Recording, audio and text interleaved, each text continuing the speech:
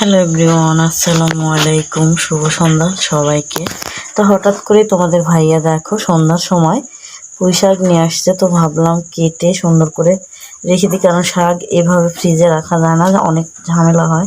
কেটে সুন্দর করে পরিষ্কার করে রাখলে পরে রান্না করতেও সুবিধা হয় আর ফ্রিজে মানে রাখাও সুবিধা হয়। তো যাই হোক, পরের দিন দেখো সকালবেলা কি পরিমাণ মেঘ, মানে আকাশে কি আর বলবো, রোদ খুব একটা নেই, মেঘলা আকাশ, তবুও মনে হচ্ছে প্রচণ্ড গরম। মাঝে মাঝে রোদ বের হচ্ছে, মাঝে মাঝে আকাশটা মেঘলা দেখাচ্ছে, দেখতেই পাচ্ছ।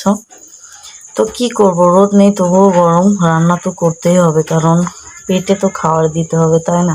তার জন্য যেই কথা সেই কাজ, চলে আসছি দেখো রান্নাঘরে। আর রান্নাঘরের অবস্থাটা কি তোমরা দেখতেই পাচ্ছ এখানে।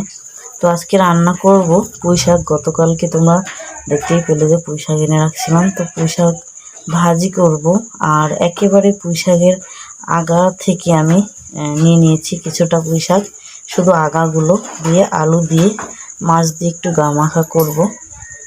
আসলে এভাবে রান্না করলে আমার ভীষণ মজা লাগে। আর এখানে দেখো ছোট মাছ নিয়ে নিয়েছি, সব কিছু ধুয়ে পরিষ্কার করে নিয়ে নিয়েছি। শাকটা সেদ্ধ করতে দিয়েছি, ওটা হয়ে গেলে শাক ভাজিটা মানে তেলে দিয়ে নিব। আর তারপরে এই চচ্চড়িটা বসায় দিব। আসলে দেখতেই পাচ্ছ আমার এলোমেলো রান্নাঘর। আসলে একা সংসারে একজন মানুষ রোজগার করলে এরকমই হয়, মানে এটা করতে ওটা করা যায় না, ওটা করতে ওটা করা যায় না, কি আর করার। আস্তে আস্তে আমার হাজবেন্ড বাড়িটা সারাচ্ছে, তো একটু একটু করে আমাদের সংসারটা সাজিয়ে তুলেছি আমি। এখন শুধু ঘর বাড়ি এইগুলো সারার পালা, তো একটু একটু করে সারতেছি। রান্নাঘরটা এখনও ভালো করে সারতে পারিনি। আর এখানে দেখো ছোটো ছোটো আমার পুঁই শাক হয়েছে, কিছুদিন পর আমার বাড়িতে পুঁই শাকগুলো কে খাবে তার নেই ঠিক। তো দেখো আমার পুঁই শাক ভাজি হয়ে গেছে, আর এদিকে চচ্চড়িটা আমি মাখিয়ে পানি দিয়ে চুলায় বসাই দিছি, আর এদিকে বলকও এসে গেছে।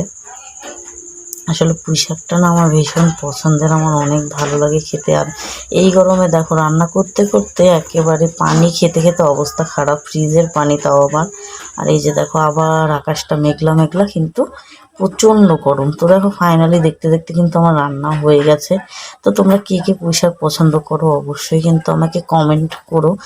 আর আমি একটা নতুন ইউটিউব চ্যানেল খুলছি, তো তোমরা অবশ্যই আমার ইউটিউব চ্যানেলটা সাবস্ক্রাইব করে আসো। আমি এখানে ভিডিওতে মেনশন করে দেব, ওপেনিং করে দেবো আর কি, তোমরা অবশ্যই ঘুরে আসো। আর এই যে দেখো বাইরের ওয়েদারটা, রান্নাবান্না সব কাজকর্ম আমার শেষ হয়ে গেছে।